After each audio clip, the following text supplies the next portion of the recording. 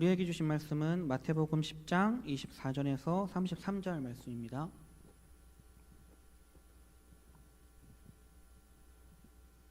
마태복음 10장 24절에서 33절 말씀입니다. 제가 한 절 읽고 여러분들이 한 절 읽고 마지막 절은 합독하도록 하겠습니다. 제자가 그 선생보다 또는 종이 그 상전보다 높지 못하나니 제자가 그 선생 같고 종이 그 상전 같으면 조카도다. 집주인을 바알세불이라 하였거든 하물며 그 집 사람들이랴. 그런즉 그들을 두려워하지 말라. 감추인 것이 드러나지 않을 것이 없고 소문 것이 알려지지 않을 것이 없느니라. 내가 너희에게 어두운 데서 이르는 것을 광명한 데서 말하며 너희가 귓속말로 듣는 것을 집 위에서 전파하라. 몸은 죽여도 영혼은 능히 죽이지 못하는 자들을 두려워하지 말고 오직 몸과 영혼을 능히 지옥에 멸하실 수 있는 이를 두려워하라. 참새 두 마리가 한 아사리온에 팔리지 않느냐. 그러나 너희 아버지께서 허락하지 아니하시면 그 하나도 땅에 떨어지지 아니하리라. 너희에게는 머리털까지 다 세신 바 되었나니 두려워하지 말라. 너희는 많은 참새보다 귀하니라. 누구든지 사람 앞에서 나를 시인하면 나도 하늘에 계신 내 아버지 앞에서 그를 시인할 것이요 누구든지 사람 앞에서 나를 부인하면 나도 하늘에 계신 내 아버지 앞에서 그를 부인하리라. 아멘.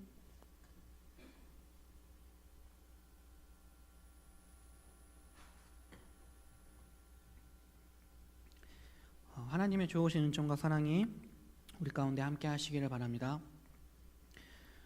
대통령이 바뀐 지 10일 정도 지났는데 참 많은 일들이 있었고 또 많은 것들이 바뀐 것 같습니다. 새로 당선된 대통령의 일거수일투족이 매일 인터넷 기사로 올라오고 또 기사들에는 파격행보라는 단어가 자주 달려서 나옵니다. 또 생각해보면 어떤 일들은 그렇게 하는 게 당연한 일들인데 전에 있던 사람은 그렇지 않았기 때문에 놀랐던 일들도 있었습니다. 예를 들면 11분 동안 연설을 하는데 단 한 번도 연설문을 보지 않고 사람들 눈을 맞추면서 연설했다는 거, 그리고 함께 일하는 사람들과 관내 식당에서 밥을 같이 먹었다는 거, 이런 아주 놀라운 일들이 있었습니다. 하나하나 일일이 말하자면 끝도 없을 것 같습니다. 바라기는 그런 행보를 쫄지 말고 상식이 통하고 정의로운 나라를 만드는데 힘써주길, 부유한 일부분만 살기 좋은 것이 아니라 남녀노소 빈부를 떠나서 어느 누구나 살기 좋은 그런 나라를 만들어주는데 힘써주길 바랍니다. 오늘 우리가 읽은 본문의 내용은 핍박하는 세상을 두려워하지 말라는 위로의 말씀, 격려의 말씀입니다. 우리가 앞서 들은 10장의 내용은 예수님께서 12명의 제자를 부르시고 그들을 예수님의 제자로 훈련시키는 내용이었습니다. 예수님은 12명의 제자에게 복음이 무엇인지 그리고 복음을 어떻게 전해야 하는지 가르쳐 주셨습니다. 그리고 제자의 삶에는 모진 고통과 시련이 있을 것이라는 것을 빼놓지 않고 얘기해 주셨습니다. 고발을 당해서 재판정에 소환되고 채찍질을 당하고 죄인처럼 끌려다닐 수도 있다고 알려주셨고 사람들에게 미움을 받을 뿐 아니라 부모와 형제에게서조차 죽음에 내몰릴 수도 있다고 말씀하셨습니다. 제자들은 예수님을 따라다니면서 성공과 출세를 바라고 있었을지도 모르겠지만 예수님이 말씀하신 제자의 길은 성공하고 출세하는 길이 아니었습니다. 예수님께서 자신의 생각과 계획과는 전혀 다른 말씀을 하시자 제자들은 예수님을 잘못 따라 나섰다고 후회했을지도 모르겠습니다. 사람들에게 미움과 박해를 받고 심지어 가족에게 죽을 수도 있다는 예수님의 말씀은 제자들을 두려움에 완전히 쫄게 만들었습니다. 그런 제자들을 향해서 예수님께서는 오늘 본문 말씀 28절을 통해서 이렇게 말씀하고 계십니다. 함께 읽어보겠습니다. 몸은 죽여도 영혼은 능히 죽이지 못하는 자들을 두려워하지 말고 오직 몸과 영혼을 능히 지옥에 멸하실 수 있는 이를 두려워하라. 사람은 늘 두려움 가운데 살아갑니다. 남녀노소를 막론하고 빈부를 막론하고 세상에서 성공했든 실패했든 모두 두려움을 안고 살아갑니다. 우리는 필연적으로 두려워하면서 살아갈 수밖에 없는 존재입니다. 두려움은 현실에서의 고난이나 실패로 오는 것뿐만 아니라 불확실한 미래에 대한 두려움에서도 옵니다. 그렇기 때문에 우리는 우리가 이 세상을 살아가는 한 두려움에서 벗어날 수 없는 것입니다. 그래서 그렇게 늘 쫄아서 살아갈 수밖에 없는 우리에게 예수님은 세상은 별거 아니라고, 쫄지 말라고 말씀하고 계시는 겁니다. 예수님은 바짝 쫄아 있는 제자들에게 제자와 선생, 종과 상전의 예를 들어주시면서 두려워할 필요가 전혀 없다고 말씀하십니다. 제자가 그 선생보다 또는 종이 그 상전보다 높지 못하나니 제자가 그 선생 같고 종이 그 상전 같으면 좋거도다. 집주인을 바알세불이라 하였거든 하물며 그 집 사람들이랴. 조금 어렵죠? 이게 무슨 말인지 아십니까? 제자들이 두려워했던 사람들, 특히 그 당시 기득권자들, 권세를 가진 사람들이었던 바리새인들은 귀신 들려서 눈 멀고 말 못하는 사람을 고쳐주신 예수님을 향해서 귀신의 왕인 바알세불을 힘입어서 귀신을 쫓아냈다라고 모함했습니다. 예수님은 선생인 자신을 바알세불이라고 하는데 제자들을 욕하는 것이야 당연한 것이 아니겠느냐라고 말씀하고 계시는 겁니다. 제자들에게는 하나님이 정해주신 삶의 규정대로 살아가는 사람들에게는 고난과 핍박이 당연한 것이니까 그렇게 알고 두려워하지 말라는 말씀입니다. 예수님은 단 한 번도 제자의 삶이 그리스도인의 삶이 평안할 것이라고 말씀하신 적이 없습니다. 예수님을 따라 살면 사람들이 예수님에게 그랬던 것처럼 미워하고 박해할 것이고 제자의 삶은 늘 고된 고난의 삶이 될 것이라고 늘 강조하면서 말씀하셨습니다. 예수님은 시간이 날 때마다 제자들이 받아야 할 박해를 말씀해 주셨습니다. 사람들이 나를 박해한 것처럼 너희들도 박해할 것이라고 늘 강조하셨습니다. 제자들에게 세상에서 주어지는 보상은 평안함과 복이 아니라 고난과 미움과 박해라고 늘 강조하셨습니다. 고난받고 박해받을 것이라고 말씀하시면서 받을 박해와 고난에 대해서 제자와 선생, 상전의 종의 비유를 통해서 두려워하지 말라고 말씀하신 예수님은 두려워하지 않아도 될 또 다른 이유를 26절에서 알려주십니다. 네, 우리 한 목소리로 읽겠습니다. 그런즉 그들을 두려워하지 말라. 감추인 것이 드러나지 않을 것이 없고 숨은 것이 알려지지 않을 것이 없느니라. 이 말씀은 어려움이 찾아오면 언젠가는 진실이 밝혀질 것이고 어려움에는 반드시 끝이 있다는 말씀입니다. 어차피 모든 실상은 하나님에 의해서 다 드러나게 될 것이고 진리가 승리하게 되어 있으니 조금도 두려워하지 말고 믿는 자답게 담대하게 대범하게 살아가라는 말씀입니다. 자신들의 거룩함을 자랑했던 바리새인들은 병으로 고통받는 사람들과 귀신 들린 사람들을 더럽다고 낙인 찍고 무시했지만 예수님은 그들을 측은히 여겨서 고쳐주셨습니다. 사실 그래도 그때까지는 별 문제가 없었습니다. 하지만 예수님께서 최하층민, 무시받고 천대받고 사람들이 더럽다고 피하던 밑바닥의 사람들을 위로하고 그러면서 기득권을 가지고 저 높은 곳에서 거들먹거리던 사람들의 위선과 잘못을 신랄하게 지적하자 상황은 달라졌습니다. 그들은 예수님을 제거해야겠다고 마음먹었습니다.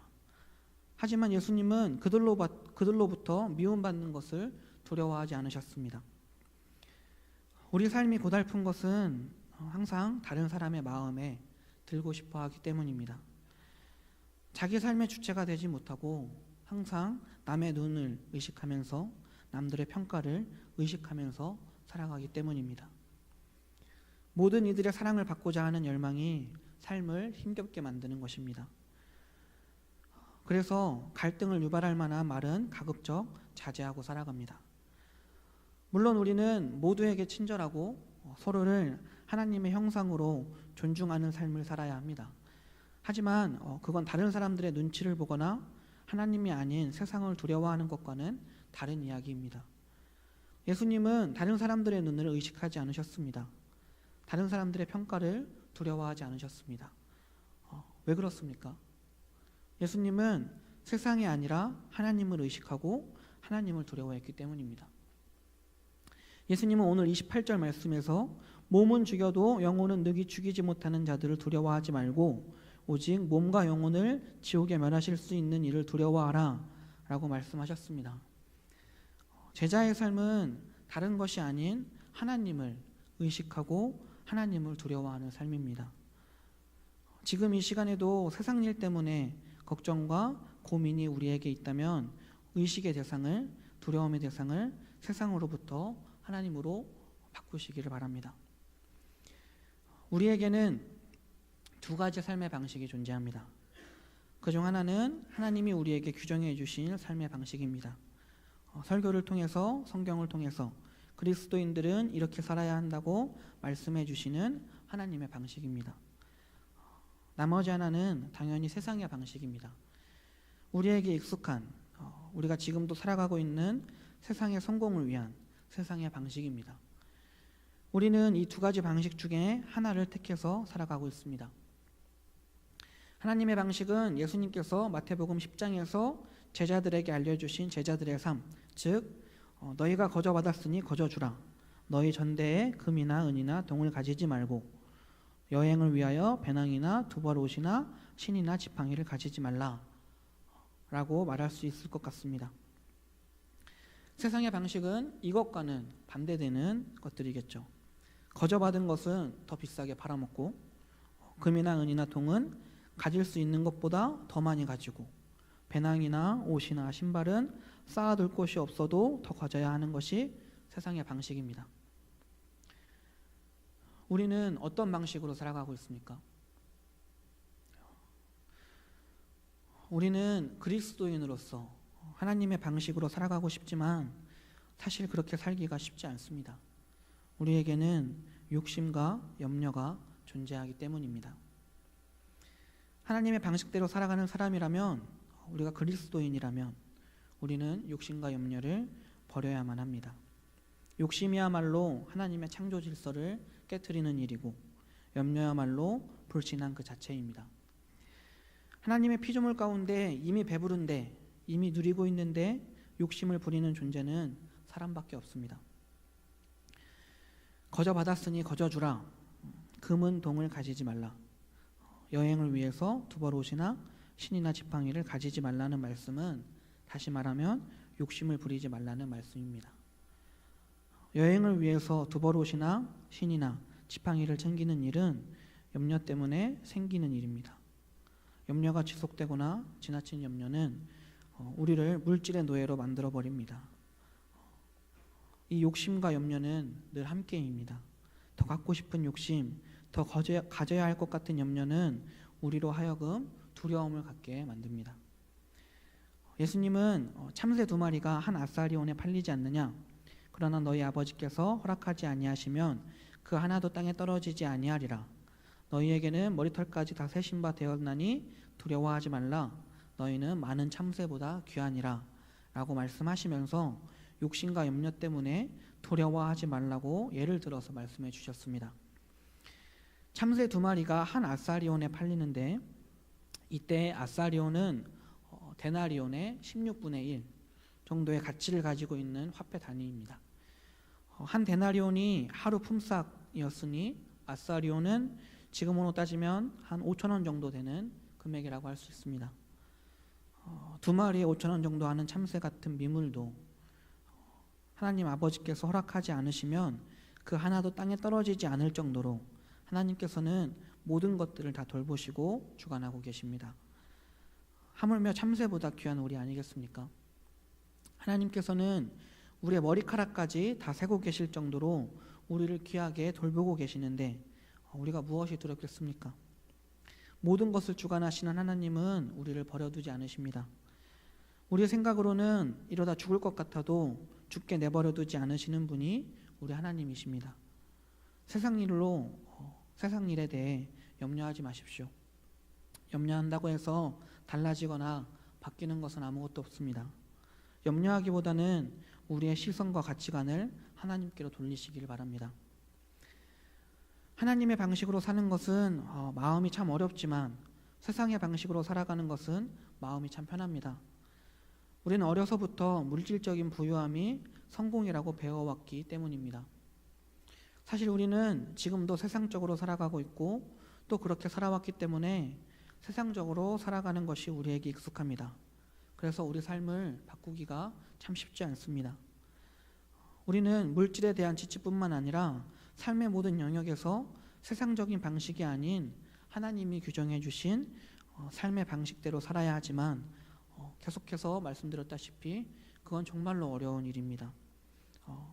왜냐하면 우리는 두렵기 때문입니다. 세상에서 나만 다른 사람들과 다른 방식으로 살아간다면 세상에서 나만 도태될 것 같기 때문에 너무나도 두렵습니다. 하지만 우리는 너무나도 어렵더라도 우리의 삶의 방식을 하나님의 방식으로 바꿔야만 합니다. 두려움의 대상을 세상으로부터 하나님께로 바꾸면 세상의 근심과 걱정은, 세상에 대한 두려움은 사라지기 때문입니다. 하지만 우리의 방향은 하나님을 향해 있다가도 어느새 다시 세상을 향할 것입니다. 그냥 내버려 두면 저절로 세상과 동화되는 것이 사람의 본질이기 때문입니다. 그렇기 때문에 우리는 계속해서 끊임없이 우리 삶의 방향이 하나님을 향하도록 훈련해야 합니다. 끊임없이 하나님을 향하도록 하는 훈련에는 어떤 것들이 있을까요? 그것은 아마도 예배와 설교, 찬양, 또 말씀일 것입니다. 예배와 설교, 찬양, 말씀은 우리가 하나님을 의식하도록 도와줍니다. 다윗은 밧세바를 보고 마음이 동해서 간음의 죄를 저지른 적이 있습니다. 그리고 간음한 것을 숨기기 위해서 충신이었던 밧세바의 남편을 음모를 꾸며서 적장에서 죽게 하는 일까지 벌입니다. 그 와중에 아무 힘도 없는 나단 선지자가 하나님의 이름으로 다윗에게 가서 하나님이 너를 가만두지 않을 것이라고 경고합니다. 다윗은 나단의 말을 듣고 충격을 받아서 머리를 풀어헤치고 철저하게 회개합니다. 여기서 나단 선지자가 다윗에게 한 일은 무엇입니까? 그것은 딱 한 가지입니다. 하나님을 의식하지 못하고 있던 다윗에게 하나님을 의식하도록 도와준 것. 하나님을 두려워하지 못하고 있던 다윗에게 하나님을 두려워하게 만든 것 하나밖에 없습니다. 우리가 드리고 있는 이 예배, 지금 제가 하고 있는 이 설교, 이것들의 본질은 우리 삶의 방향이 하나님을 향하게 하는 것, 우리가 하나님을 의식하도록 하는 것, 우리가 하나님을 두려워하게 하는 것입니다. 이 시간 무엇에 관한 것이든 하나님이 아닌 다른 것에 두려움을 가지고 계신 분이 있다면 하나님 앞으로 돌아오시길 바랍니다. 하나님을 의식하고 하나님을 두려워하시길 바랍니다. 세상의 두려움으로부터 벗어나는 길은 하나님을 향하게 하는 철저한 훈련밖에 없습니다. 저는 우리 불꽃교회 청년들이 주일에 교회에 와서 예배드리고 회개하고 은혜 받았다고 하는 그런 값싼 감정에 취해서 또 일주일 동안 세상에서 호랑방탕하게 살다가 다시 교회에 와서 예배드리고 회개하고 이런 삶을 반복하는 것을 원치 않습니다. 예배를 드리고 나면, 설교를 듣고 나면 일주일 동안 어떻게든 말씀대로 살려고, 어떻게든 하나님을 바라보려고 몸부림치면서 치열하게 살아가기를 바랍니다. 그래서 저는 이 시간이 하나님을 의식하지 못하고 두려워하지 못해서 세상적으로 살고 하나님이 아닌 다른 것을 두려워하면서 사는 사람들에게 하나님을 두려워하며 살아가도록 돕는 시간이 되기를 바랍니다. 제가 좋아하는 사자성어 중에 화이부동이라는 단어가 있습니다. 화이부동의 뜻은 남과 사이좋게 지내되 의를 굽혀 쫓지 않는다라는 뜻입니다. 다음 사전에는 화이부동의 뜻을 남과 사이좋게 지내기는 하나 무턱대고 한데 어울리지 않는 일이라고 정의하고 있습니다. 조금 더 쉽게 말하자면 화이부동은 조화는 이루지만 동화되지는 않는다라고 말할 수 있을 것 같습니다. 저는 이 화이부동이 그리스도인들이 늘 가슴에 새기고 살아가야 할 단어라고 생각합니다. 우리는 하나님 나라에 소망을 두고 살아가는 사람들이지만 우리 삶의 터전은 이 세상입니다. 하나님은 우리가 세상과 구별된 삶을 살길 원하시지만 결국 그 구별된 삶은 세상에서 살아가야 하는 것입니다. 좋으나 싫으나 우리는 이 세상에서 이 시대를 살아가야 합니다. 이 세상에는 참 많은 어려움들이 있고 고난이 있고 우리를 겁나게 하는, 우리를 두렵게 만드는 일들이 널려 있습니다. 그래도 쫄지 마십시오. 그것들 별거 아닙니다. 그리스도인이라면 응당 당해야 하는 일이고 예수님도 다 당하신 일들입니다. 그 모든 일들을 경험하신 예수님께서 우리를 향해서 별것도 아닌 것에 쫄지 말고 세상에서 하나님만 바라보면서 어깨 피고 당당하게 살아가라고 말씀하십니다. 낭떠러지에 있는 외나무 다리를 건너는 방법은 도착해야 할 목표점만을 바라보고 담대하게 앞으로 걸어가는 것입니다. 밑을 보게 되면 낭떠러지로 떨어질까봐 두려움이 생겨서 건널 수가 없습니다. 밑을 보면 마음이 위축되고 다리가 후들후들 떨리고 바짝 졸아서 결국에는 외나무 다리에서 떨어지고 맙니다. 참 힘든 세상을 살아가는 우리들입니다.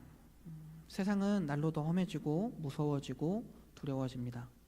힘든 일, 슬픈 일, 고난과 고통은 끊임없이 우리를 향해서 달려들어 우리를 좌절하게 만들고 낙심하게 만들고 넘어지게 만듭니다. 하지만 그럴 때일수록 우리는 하나님만 바라보시길 바랍니다. 우리를 힘들게 하는, 쫄게 만드는 문제들을 바라보고 염려하고 걱정하는 것은 답이 아닙니다. 답은 하나님을 의식하고 하나님을 바라보고 하나님을 경외하고 두려워하며 사는 것입니다. 세상에 쫄지 말고 하나님만 바라보며 당당하게 살아가는 우리가 되기를 간절히 바랍니다. 기도하시겠습니다.